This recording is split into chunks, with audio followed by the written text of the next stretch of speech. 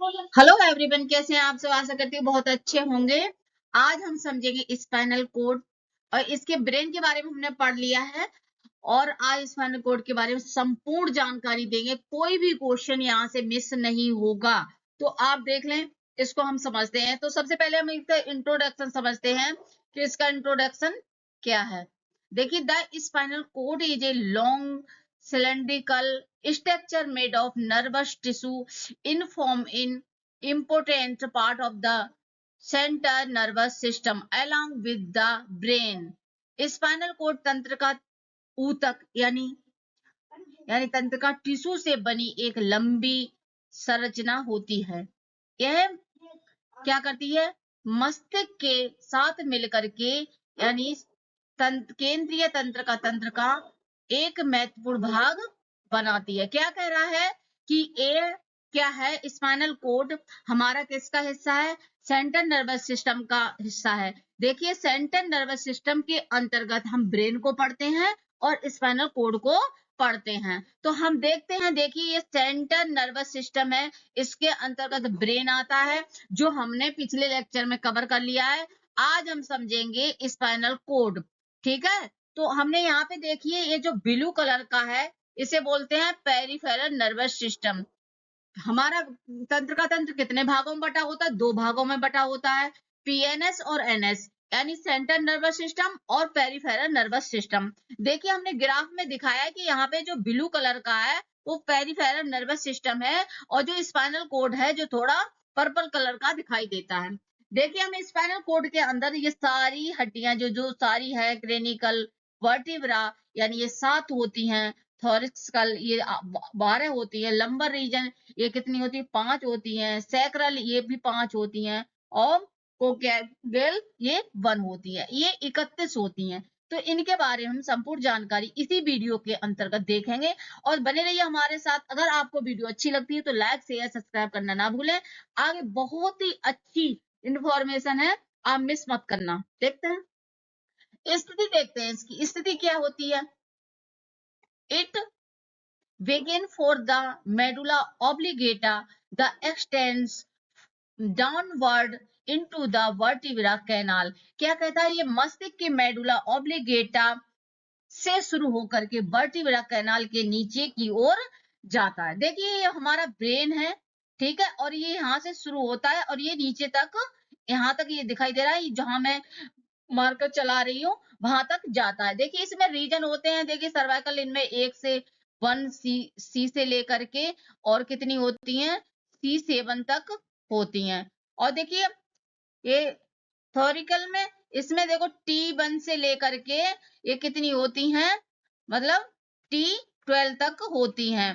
ठीक है, और फिर नीचे देखते हैं, और आगे भी देखो लंबर रीजन में भी 5 होती हैं। इन्हें L1 से लेकर के L कितनी होती है? L5 तक होती हैं। सैक्रल भी देखिए S होती है, इसे S1 से लेकर के कितनी होती हैं? S5 तक होती हैं, और लास्ट में एक कोकाइल भी रह जाती है। आइए हम देखो इसमें देखते हैं इसकी लेंथ क्या है।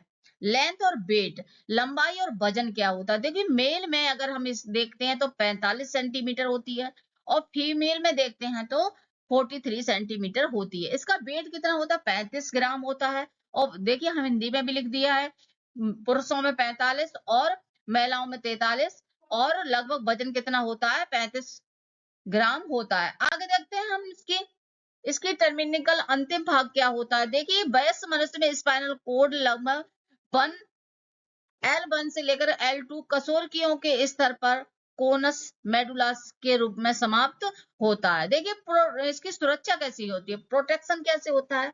The spinal cord is a protected the vertebra column meninges और सेरिब्रो स्पाइनल फ्लूइड CFS। इसी देखिए, इसकी सुरक्षा कौन करता है? स्पाइनल कोड की सुरक्षा होती है रीढ़ की हड्डी से और मैग्नीज सेरेब्रोस्पाइनल फ्लूइड के द्वारा इसकी सुरक्षा होती है। देखिए, हमें ग्राफ में दिखा दिए, सर्वाइकल होती है, थोरिकल होती है, लंबर रीजन होता है, और सैक्रल होती है, और कोकेगेल होती है। ये 1 होती है, ये 5 सर्वाइकल, ये 5 होती है, लंबर रीजन 5 होती है, ये 12 होती है, और ये 8 होती हैं, सब मिला करके 31 हो जाती हैं। आगे देखते हैं हम इसके बारे में।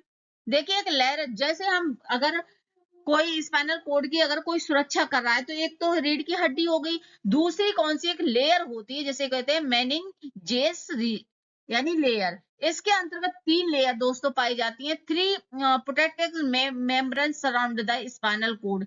स्पाइनल कोड के अंदर 3 लेयर पाई जाती हैं। कौन कौन सी लेयर पाई जाती है? देखो, डोरा मैटर पाई जाती है, आर्कियोनॉइड मैटर पाई जाती है, पिया मैटर पाई जाती है। देख लिए हम यहाँ पे देखते हैं इसके स्पाइनल कोड है। देखिए यहाँ पे सबसे पहले है डोरा मैटर, फिर बीच में क्या है? आर्कियो मैटर है, फिर क्या है? पिया मैटर। यानी 3 लेयर स्पाइनल कोड का सपोर्ट करती हैं। दोस्तों इसमें 2 तरह का फ्लूइड भी पाया जाता है, एक व्हाइट और ग्रे। देखिए यहाँ पे देखिए ये एच शेप का जो है, इस तरीके का दिखाई दे रहा है, बटरफ्लाई के आकार का, एक ग्रे मैटर है। और जो बार बार दिखाई दे रहा है, ये यहाँ पे ये जो सब दिखाई दे रहा है, ये क्या है? व्हाइट मैटर है। इसके बारे में आगे हम विस्तार से समझेंगे। देखिए इंटरनल स्ट्रक्चर क्या होता है, जैसे कि हमने पीछे समझा है, the spinal code has grey matter inside यानी एंड व्हाइट मैटर आउटसाइड। यानी क्या कहता है? स्पाइनल कोड के अंदर ग्रे मैटर होता है, जो हमने दिखाया आपको, और व्हाइट मैटर बाहर की तरफ होता है। देखिए ग्रे मैटर क्या है? Grey matter is H shape, यानी ग्रे मैटर देखिए यहाँ पे जब हम देख रहे हैं, ये जो ग्राफ में, ये क्या है? एच शेप है, ये ग्रे मैटर है, और ये तितली के आकार का होता है। और बाहर कौन सा होता है? देखिए safe and continue neurons cell body. Grey matter तितली के आकार का होता है, इसमें न्यूरॉन्स की सेल बॉडीज पाई जाती हैं। अगर कोई पूछे तो ग्रे मैटर में क्या पाया जाता है, तो दोस्तों इसमें ग्रे मैटर में क्या पाया जाता है? इसमें यानी सेल की, न्यूरॉन्स की सेल बॉडी पाई जाती हैं। अब देखिए ये व्हाइट मैटर है, यहाँ पे दिखाई दे रहा है, ये देखो ये ग्रे मैटर है, और जो अंदर दिखाई दे रहा है ये व्हाइट मैटर है। किसकी बात हो रही है? ब्रेन के अंदर की बात हो रही है। आई होप आपको यहाँ तक अच्छा लगा होगा। अगर समझ में आए तो वीडियो लाइक शेयर सब्सक्राइब करना ना भूलें। आगे देखते हैं हम व्हाइट मैटर के बारे में। White matter lineated nerve fibre responsible for first impulse information. यानी व्हाइट मैटर में माइलिन युक्त तंत्र का तंतु होते हैं, जो संदेशों का तीव्र संचार करते हैं। तो आपने समझ लिया, ये संदेशों का क्या करते हैं? तीव्र संचार करते हैं। ग्रे मैटर में क्या पाया जाता था? यानी न्यूरॉन्स की सेल बॉडी पाई जाती थी, और इसमें जो माइलिन युक्त तंत्र का तंत्र होती है, संदेश को तीव्र गति से पहुंचाती है। स्पाइनल नर्व, तो आज हम समझते हैं स्पाइनल नर्व के बारे में, जो हम पीछे संक्षेप में बताई थी। There are 31 pair of spinal nerve arising from the spinal cord। यानी स्पाइनल कोड से कितनी 31 जोड़ी स्पाइनल नर्व निकलती हैं। देखिए हमने बता दिया, सर्वाइकल होती है 8, थोरिक की होती है 12, लंबर रीजन 5, सैक्रल 5 और कोकोगुएल 1 होती हैं। आगे हम देखते हैं इसके बारे में। स्पाइनल नर्व, स्पाइनल नर्व के बारे में आप पूरी डिटेल लिखी है। देखिए 31 जोड़ी स्पाइनल नर्व होती हैं, और देखिए ये कहाँ इनका लोकेशन लिखा हुआ है। देखिए सर्वाइकल नेक रीजन, यहाँ कहाँ पाई जाती है? गर्दन और कंधे के पास होती हैं, ठीक है। और थोरिक ये 12 होती हैं। चेस्ट रीजन कहाँ होती है? सीने में, छाती और पीठ के ऊपर वाले हिस्से में होती हैं। लंबर रीजन कमर और पेट के नीचे हिस्से में होती हैं। सैक्रल ये 5 पेल्विक रीजन में होती है, जैसे कूल्हे, हिप और निचले हिस्से में होती हैं। और कोक्सीजियल ये देखिए रीढ़ की हड्डी की सबसे निचली वाला सिरा है। वर्टिब्रा और नसों की संख्या में अंतर क्या होता है दोस्तों? जैसे गर्दन में कितनी हड्डियां होती हैं? 7 होती हैं, लेकिन नसें कितनी होती हैं? 8 होती हैं। Neck there are 7 bones and 8 nerve. तो हमारी इसमें हड्डी और नसों में अंतर क्या होती है? हड्डियां जो गर्दन में हमारी होती हैं कितनी होती है? 7 होती हैं, बहुत इंपॉर्टेंट पॉइंट है। और हमारे जो नर्व होती हैं वो 8 होती हैं। आगे हम देखते हैं इसके बारे में। देखिए रीजन ये हमने सारा लिख दिया है, आपको पढ़ लेना है। देखिए ये सर्वाइकल 8 होती हैं, ये हमने संक्षेप में एक थ्योरी टाइप लिख दिया है। या देखिए थोरिसिक ये देखो चेस्ट रीजन में पाई है। लंबर रीजन ये देखिए बैक कमर में पाई जाती है। सैक्रल ये कूल्हे में पाई जाती है। कोकस जीएल ये मतलब रीढ़ की हड्डी में पाई जाती है। हमने एक समरी बना दी क्विक रिवीजन के लिए। आगे देखते हैं हम। देखिए यहाँ पे हमने ये देखो ग्राफ है, जो हमारा वर्टिब्रल कॉलम है, इसमें देखिए ब्रेन है, सर्वाइकल, थोरिकल, लंबर, ये सैक्रल, ये सारा स्पाइनल कोड के अंतर्गत आता है। आगे देखेंगे हम रिफ्लेक्स रिएक्शन। तो रिफ्लेक्स रिएक्शन दोस्तों क्या होती है? Reflex reaction is a rapid involuntary response controlled by the spinal cord. Reflection क्रिया एक त्वरित और अनैच्छिक प्रतिक्रिया है जिसमें स्पाइनल कोड नियंत्रण करता है। इसमें दो तरह की होती है, कौन सी? Ascending track. देखिए तो सबसे पहले ascending tract carry sensory impulse from body to brain. Ascending tract शरीर से मस्तिष्क तक संवेदी संदेश ले जाती है। तो अगर हमें असेंडिंग, देखिए रिफ्लेक्स एक्शन के अंतर्गत दो हमने भाग किए हैं, डिसेंडिंग और एक असेंडिंग ट्रैक। डिसेंडिंग ट्रैक और असेंडिंग ट्रैक के बारे में हम डिटेल से आगे समझते हैं। असेंडिंग ट्रैक के बारे में समझेंगे। देखिए असेंडिंग ट्रैक, इसको ऊर्ध्वगामी मार्ग या संवेदी आवेग मार्ग कहते हैं। इसका क्या क्या होता है? शरीर के रिसेप्टर से संवेदनात्मक यानी सेंसरी संवेदों को मस्तिष्क तक पहुंचाता है।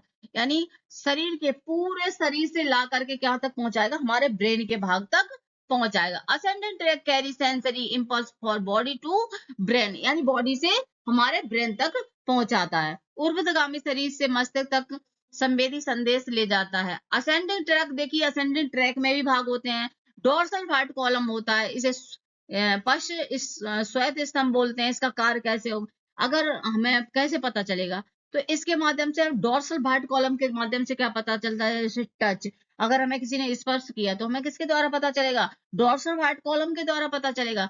टेम्परेचर, अगर किसी ने दबाव लगाया तो किसके द्वारा पता चलेगा? हमें डोर्सल वार्ड कॉलम के द्वारा पता चलेगा। कंपन हो रहा है अगर कहीं तो किसके द्वारा पता चलेगा? हमें डोर्सल वार्ड कॉलम के द्वारा पता चलेगा। ये किसका भाग होता है? असेंडिंग ट्रैक कॉलम का होता है। दोस्तों बहुत डीपली जानकारी है, अगर आप पढ़ेंगे तो एक भी चीज आप मिस नहीं करेंगे। इसकी स्थिति क्या होती है? यह सूक्ष्म संकेत संवेदन मस्तिष्क तक ले जाता है। एक शब्द में बोलूं तो इसका असेंडिंग का काम ये है कि ये पूरे शरीर से संवेदना ले जाकर के कहां? ब्रेन तक पहुंचाता है। अब देखिए इसमें स्पाइनोथोरैक, ठीक है, इसका क्या काम होता है?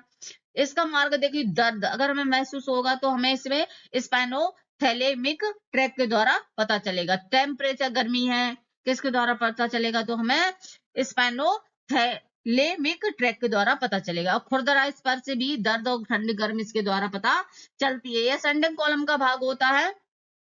नेक्स्ट होता है स्पाइनोसेरेब्रल ट्रैक, यानी हमारे जो मस्तिष्क तक, अनुमस्तिष्क तक ये सूचना ले जाता है। कार्य की स्थिति, संतुलन, शरीर की गति का समन्वय करना और सेरेबेलम तक ले जाता है। ये ascending tract transmit sensory impulse for receptor to brain, ऊर्ध्वगामी मार्ग तक सभी संवेदों को पहुंचाता है। अब देखते हैं डिसेंडिंग ट्रैक के बारे में। ये क्या है? Descending tract carry motor impulse for brain to impulse. देखिए ये है, असेंडिंग के बारे में हमने पढ़ लिया, डोर्सल वार्ट कॉलम के बारे में पढ़ लिया, और स्पेनोथोरिक मेनिक ट्रैक के बारे में पढ़ लिया, और हमने सेरिबेलम के बारे में पढ़ लिया। यहाँ पे देखते हैं डिसेंडिंग ट्रैक मस्तिष्क से मांसपेशियां मोटर संवेद तक पहुंचाता है।